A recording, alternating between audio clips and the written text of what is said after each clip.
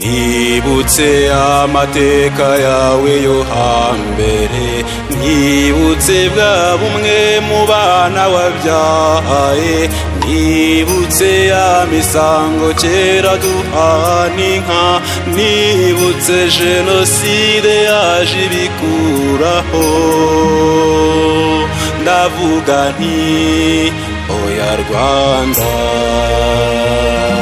Rwanda humura ndabizi, Rwanda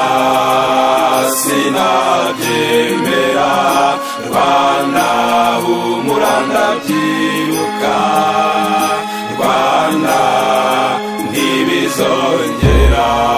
Jenoside yakorewe Abatutsi yahindutse icyasha cyaguteje amahanga. Rwanda ko wari umutako ubereye Afurika, none imfubyi incike n'abapfakazi nibo musaruro n'ingaruka twazaniwe n'abishyanga. Impore mama, impore shenge, impore, impore Rwanda, haguruka komeza urugendo, ahazaza harakeye. Rwanda humura ndabizi, Rwanda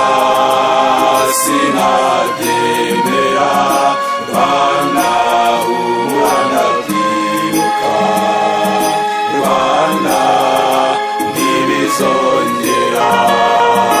Rwanda warashegeshwe nyamara Rwanda warahiriwe, Rwanda warashegeshwe kuko wabyaye abagukomeretsa, Rwanda warahiriwe kuko wahetse abakomora ingobyi yawe.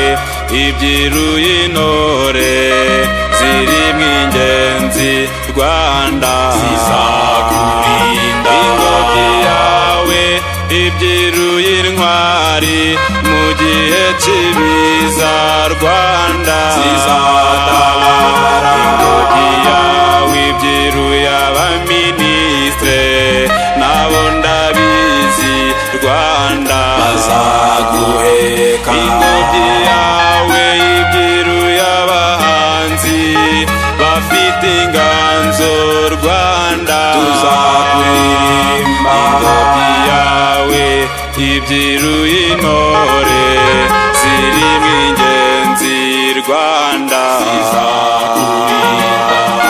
Rwanda humura ndabizi, Rwanda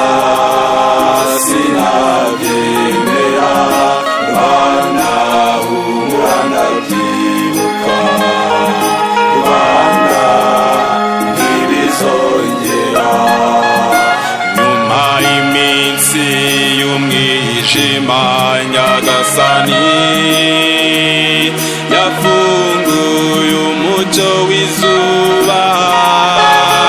Ubufatanye, ubumenyi n'ubuhanga by'abana bawe byubaka u Rwanda rushya rusimbura urwa mbere.